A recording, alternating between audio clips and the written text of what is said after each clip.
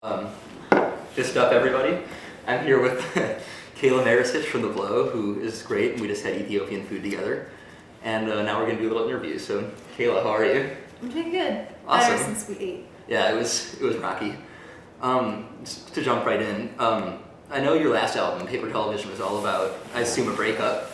So I feel like you're pretty well documented breakup. How has your life been going since then? Well, I had the breakup, wrote a lot of songs about it, felt sort of a great feeling of success from making something positive out of the breakup. That was good. Got rid of the person who was making me want to write all those songs. Oh, thank God. Yeah, so I sort of turned, my lemons into sort of lemon Custard?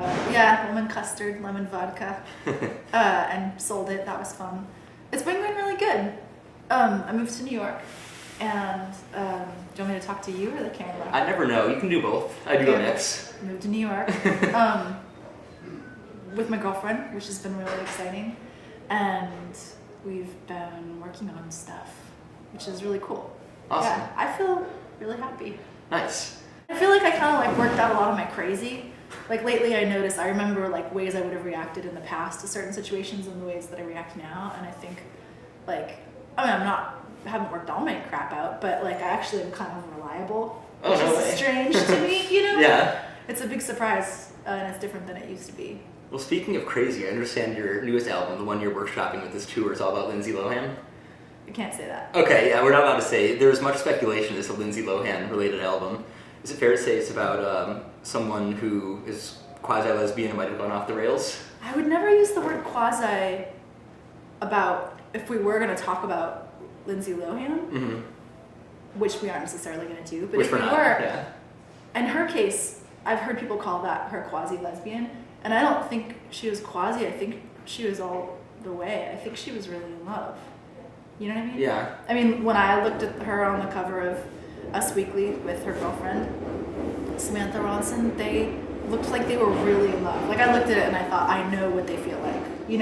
They feel like, wow, I found this person and we totally are happy. It's weird that we're happy, but we are, so let's just go with it, Okay. Was that your reading on the situation? It was. I always try to cover my tracks. I usually use queer, quasi. I never trust someone's labels by the tabloids. Quasi-lesbian. Yeah, no. Yeah. I don't know.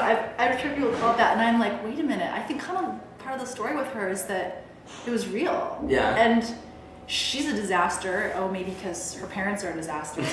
And because she was famous at 15, and that she was never goes famous, well. and being dumped, basically on camera, basically on Twitter. Well, I don't know. It seems like it. Yeah.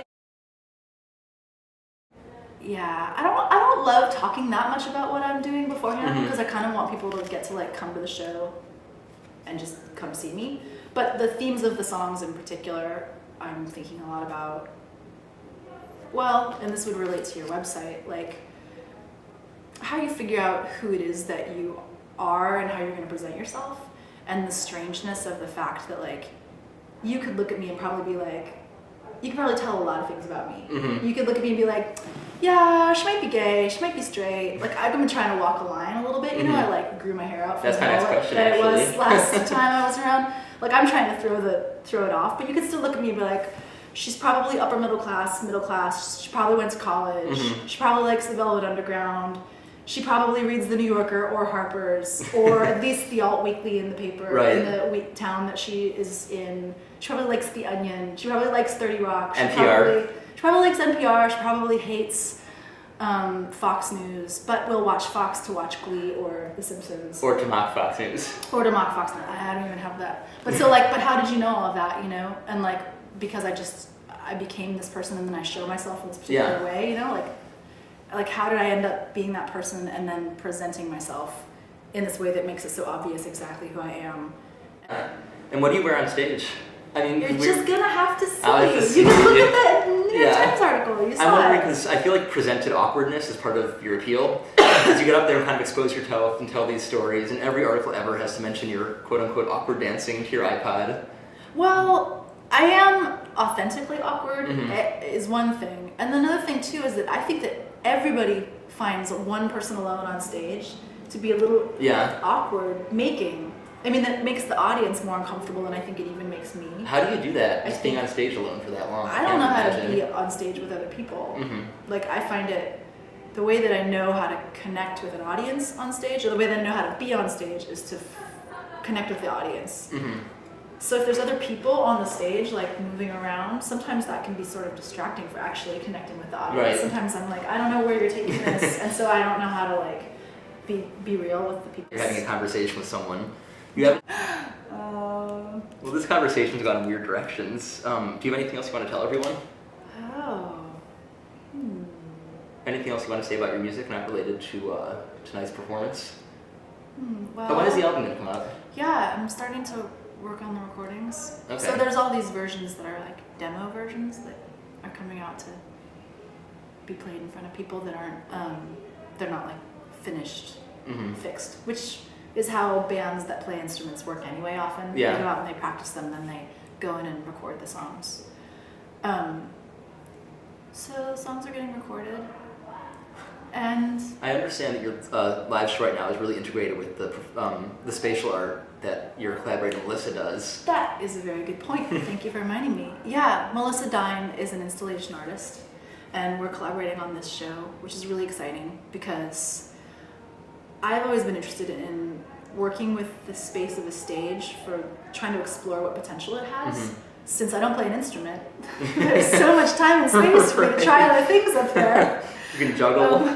Yeah, and explore like what you can do with talking to people, or what you can do with putting your songs into a context. I mean, it's a theatrical space. Yeah. Generally, people play a particular kind of theater. They play the songs, and they have a certain kind of pacing with the banner in between the songs. And you know, And how's it going to go divorced from the theatrical aspects in an album? hopefully it just stands up as a pop product. Okay. I mean, I'm talking about pop, and I'm making pop. You know what I mean? And I've done it in the past, too, with other albums that were a part of it that had a performance, that, like, lived in a world of ideas. You know? They're basically, it's like there's a thesis, and there's more to say about it besides just what's in the songs. But hopefully the songs have their own body. But so it's exciting because I'm collaborating with Melissa, and she's an installation artist, and basically installation art is like approaching a space and seeing what you can do with that space. And Even a different space every night, like on this yeah, tour? well, that's what's kind of marathon and exciting about it, because we know the basic parameters. There's going to be people out there, there's going to be a stage, there's going to be like lights and sound, and then there's the kind of things you might find in a venue, you know, maybe there's a smoke machine or something. And so she's taking all those elements every night and framing what I'm doing, and kind of like making spaces for me to be in, and in some cases like illuminating, like reminding the audience where we are and what this space is, as opposed So to just sad I'm using missing this show tonight. You're gonna come for part of it. I'll come for part of it. Yeah, but so it's cool because she's an installation artist, she has like practice with light, practice with sound. She's been working with the sound as well and mixing it to be in three-dimensional space, because it's electronic music, you know. Yeah. Like there's not an orchestra backstage making it. You know? Everybody knows it's like electronic, it's pre-recorded. But At least you're honest. Yeah, I mean, so much music is pre-recorded. Yeah. Nowadays, so many bands actually have like a computer and a bunch of tracks. Which drives me nuts, and it's a separate interview. Yeah, Start but so we're ranting about just, that. it's just me, and there I am, and there's the music. But so she's like working with the sound as well, and like kind of manipulating it for the space, and you know, using it to like subtly move the experience and the emotion of the audience. So it's super exciting, yeah, and it makes me feel more like, I don't know, I can like approach being on stage from new angles because I'm working with her. Awesome. I think that's probably a great place to stop, or else I'd be Have here I for been half an talking too hour. much? Sorry. No. Yeah. Well, thanks everyone. Yeah, Thank good you. luck editing Thank you, it. Khaela. Yes. Thank you so much, Zack. Of course.